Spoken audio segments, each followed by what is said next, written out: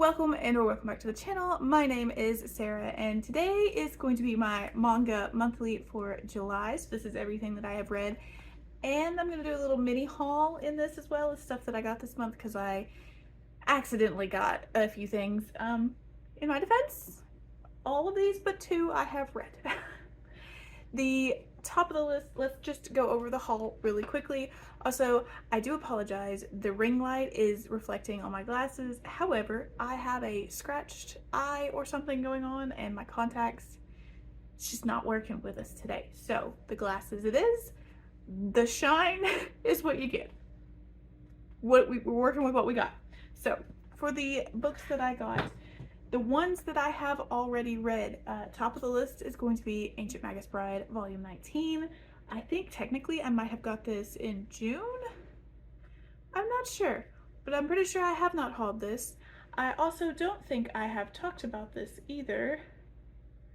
It's not on my list. I will talk about it just in case. I'll cover it briefly. I got Goodbye Eri, which is a Tatsuki Fujimoto book. It's his newest standalone. I don't know what to think about this one yet. And I got used volumes 4 through 9 of Chainsaw Man, and this is my golden find of the month. I got all of these, were brand new, no remainder marks, nothing, at my used bookstore. I got them for these plus like 4 or 5 actual novels I got for $10 because I had trading credit, and that is just the best find. So like I said, we have 4 through 9. So 4, this is probably my favorite cover just because of the rainbow. 6 with the bomb. 7, close second for favorite cover. I just love the intestines there, it's very gory. 8 and 9, and this has me almost caught up on the series. I need to double check. I think I need to get volumes 10 and maybe 11 if 11 is not out yet. I am well and past these because I read through the Shonen Jump app. So I'm past these. I just have been wanting to get the physical copies and saw those and sprang on them. I also have not read but do have Soichi, the new Junji Ito short story collection. I am super pumped for this because Soichi is my favorite character, as he is for many people. And even my husband and my best friend love Soichi, and neither one of them are a huge Junji fan, especially my husband. I think Junji is a little much for Jeb, but that's okay. He still likes Soichi, so I'm excited for that. And the Danmei I got this last month was Stars of Chaos by Priest. This is a steampunk mystery, I do believe. It sounds very cool. I don't know for sure that it's a mystery, but I know it's a steampunk Danmei, so I am very, very excited for this. Also, this, I love the artwork on this cover. I assume that's going to be our 2 protagonists. And as with all of these absolutely stunning 7 Seas editions, we have interior artwork as well. So I'm very excited for this. This and Remnant Filth are very high on my, Remnants of Filth, I think, are very high on my TBR. They're both sitting on my desk upstairs, just taunting me. I just need to make some time. I actually am thinking that I'm going to take at least one of them. This month we're taking my daughter down to the zoo and the aquarium in a neighboring state, and I'm thinking I might take those, and that will be my trip book, so we'll see. Now, as to the manga that I read this month, like I said, I will briefly cover volume 19 of Ancient Magus Bride. I think perhaps I have talked about this, but if I have not, this is the newest volume in the series. This is one of the climax volumes. I think there's going to be one more climax, and then what's that word? It's not crescendo, but like the falling action is going to begin in that one, I think. And in this, oh my god, this one really hurts. We find out what happened to the Webster spiders. We find out about Philomela, I can't remember how to say her name, Philomela. We find out about her history, why she is the way she is, her grandmother, and so much of this. I was almost crying through a good portion of this. It was so emotional, and Chisei attempting to help her. Oh man, Lucy Webster is quickly becoming, I really liked Lucy Webster, but with this one, especially her no-nonsense approach to things, I very much relate to that. I am very much that kind of person, and my tabletop characters in like D&D and such is also that type of person that just tell us what you want and we will do it, god damn it. I really love that type of person. I wish I was Chise. I wish I was soft and sweet and kind, but no, I'm shake you until you tell me, or shake you until I can help you type of person. So, but this is fantastic. I continue to say this is one of my favorite series out. I highly, highly recommend this. And as to, let's see, okay, we will do more series in a moment because I have a lot of one series to talk about. As far as another standalone single volume that I read was Goodbye Airy.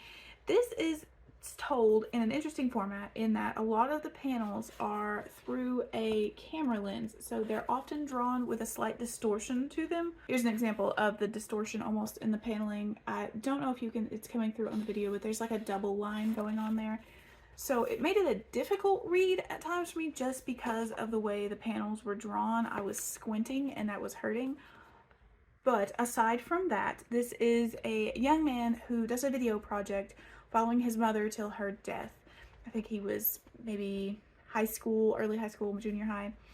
And he meets this girl named Airy who says, make a better movie. You know, I liked your movie, but also it was shit, so make a better movie. And he ends up following Airy and finds out that she is sick. And so he chronicles her life and then death, and then there's a twist. And we don't know if that twist is in his mind or if that's actually what's happening. It's kind of left up at the end. For me, at least, it was left up at the end for the reader to decide. It was absolutely interesting.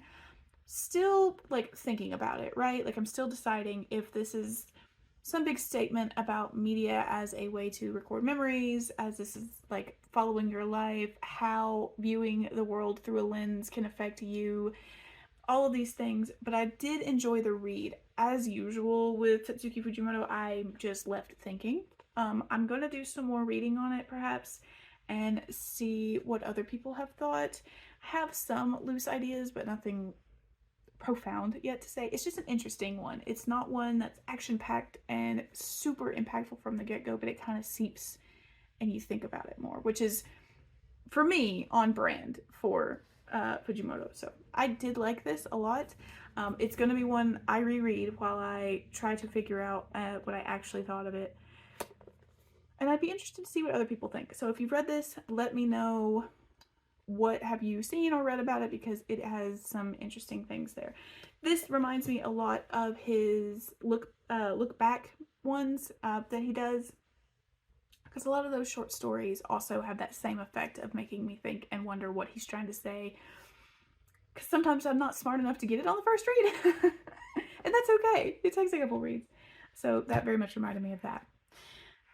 Some more single volumes. Another one that's kind of heavy and makes you think a little. Tista Volume 2. This is from the author and artist of Spy Family, and this is incredibly dark. If you like Spy Family because it's fun and light and like funny, this is not those things. It has its funny moments. It has the fantastic art style, but it is a heavy story about a teenage girl who is a assassin for the church in her version of Earth. I don't know if this is like an alternate world or if this is technically the Catholic Church. It's alluded to that it's the Catholic Church.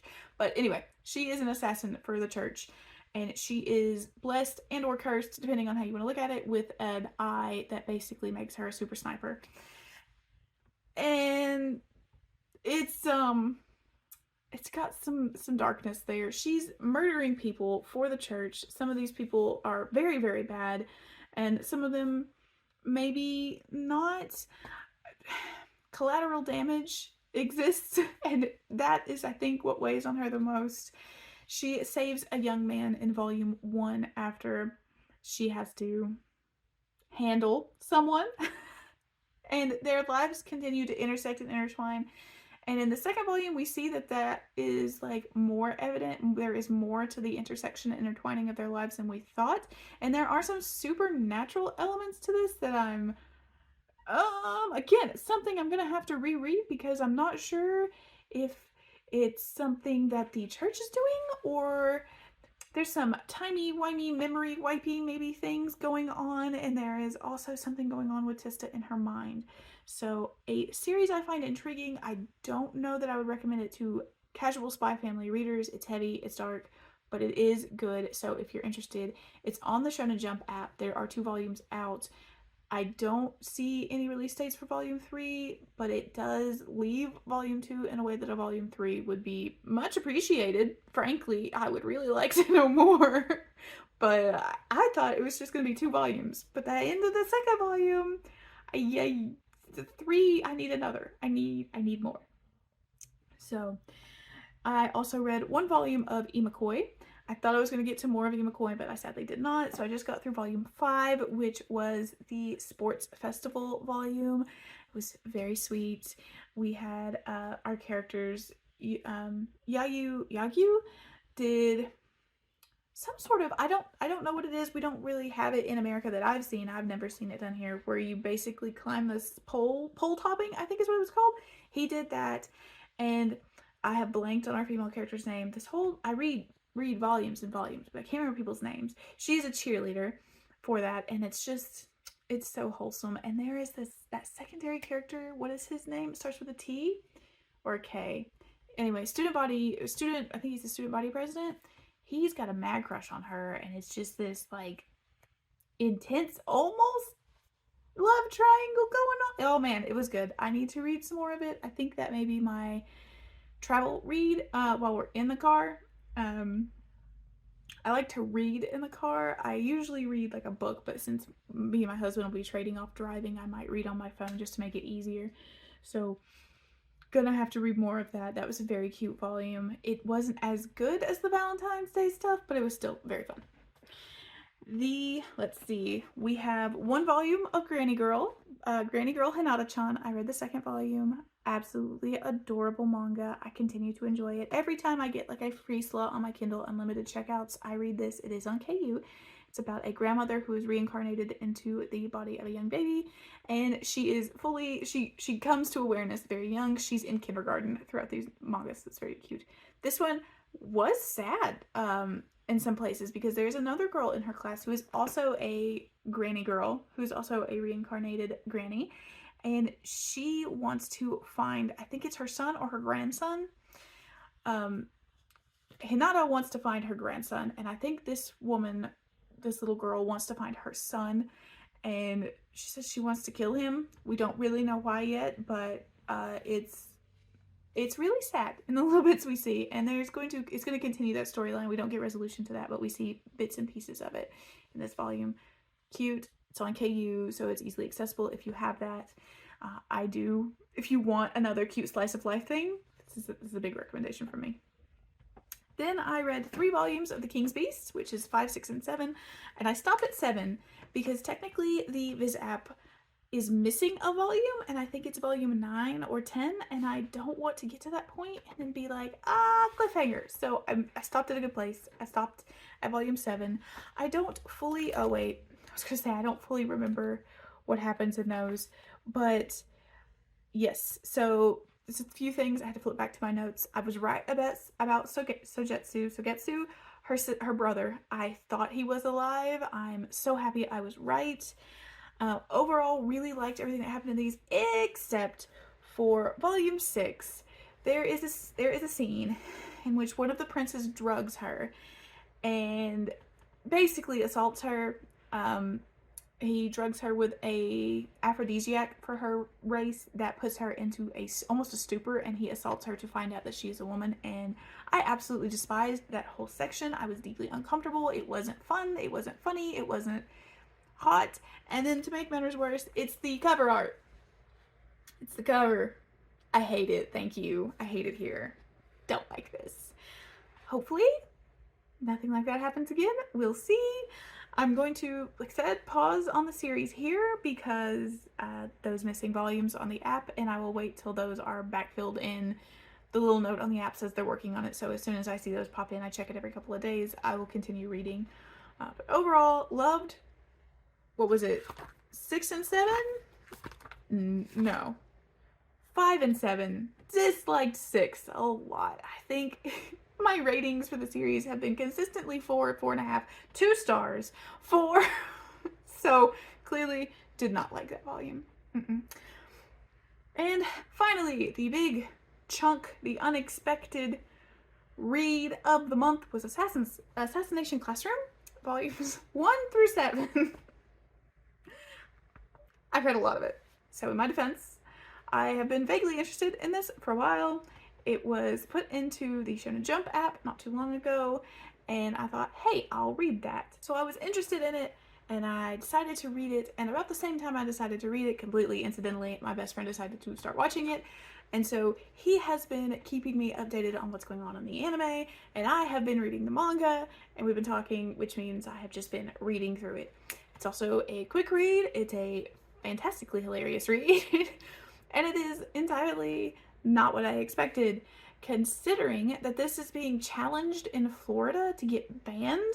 I don't quite understand the rationality there. I mean, obviously the rationality is that these people have never actually read the manga, but it's so cute. I mean, it's about assassination. So the plot is, if you don't know, because I didn't know, an alien destroys like 2/3 of the moon, and he comes back to Earth and he says, I'm going to destroy Earth in 1 year. However, I want to teach a classroom. And so he makes this deal. He's allowed to become a teacher for a class in Japan, and in a year, he's going to destroy the Earth. But that class, while he's teaching it, those students have chances to assassinate him. They're allowed to try to assassinate him, and if they successfully do so, the Japanese government is going to give them this huge reward. And he's going to teach them how to be assassins. He's going to encourage it. He's like, he can move at Mach 220, something like that. He can move at ridiculous speeds. He is impenetrable. He has 2 weaknesses that they know of. And he's like, sure, I'll teach them how to be assassins. I'll let them try to kill me. As long as you let me be their teacher for everything else, it's fine. It's whatever. So Koro Sensei becomes the teacher for Class E at this Japanese high school. Now this class is the Shitapon class. The president has set this class up as the kids who are troublemakers, or they're flawed in some way, or he thinks they're lesser, and these are the kids that the rest of the school looks down on, because he believes that if you look down on someone, that gives you impetus to be better. And he thinks, you know, we have these kids down here, we'll just victimize them and build up the others on their backs, basically. It's kind of terrible. He's a horrible human being, and I hope he dies. But that's beside the point. Koro Sensei takes these students in and becomes their teacher, and it's so wholesome, and it's so sweet. And I am just shocked. I know, or I have been told, rather, that in the end, things get dark, and Koro Sensei is definitely a bad guy. But you know what? I don't really care. I think that would be a fantastic twist. Right now, I am just constantly like, oh my god, he helped her find her, and, you know, her inner strength. Or, oh man, he helped. It's just, it's so, I'm really enjoying it, basically. My favorite character is Karma. That little guy is deranged, but also really skilled. I am currently in the vacation arc, in which they are on this island attempting to pull off this big assassination. The big assassination failed, but now they're being targeted by this mysterious guy in a hotel, and they are moving through the hotel. They just fought Grip. I was reading that last night because I was told that Chris Sabat voices one of the characters in the hotel, but it wasn't who I would expect. So I was like, well, damn, now I have to read to find out who Chris Sabat voiced. It's Grip, which is not what I expected, like I was told. And I'm having a good time. It always makes me laugh. It always makes me smile. So at night, when like my eye is acting up and I can't see very well, I'll blow the pictures up real big and I'll just read through this manga. It's so fun. I really, really love it so far. I don't know how many volumes are in the series. I do know it's complete. So I'm very much looking forward. At this rate, I might be done with it by the end of next month. We'll see what happens. Next month, my manga monthly will either be early or late, because I am maybe going to be out of town at the end of the month. We'll see. But yes, that is the last of my manga for the month that I have read, plus my mini haul here of things. You will definitely see Soichi on the next Manga Monthly, and most likely, I keep saying it's Sindane, but I will get to them, I swear. I really want to. I might actually do another vlog soon where I read Danmei, especially if I take some to the beach. That would be really fun. So that is it for my Manga Monthly. Please let me know, have you read any of these series? What are your thoughts? Who's your favorite student in Assassination Classroom? Because I adore Karma. And all of that down below. Like, comment, subscribe, and I will talk to you guys again next time. Thanks for watching. Bye.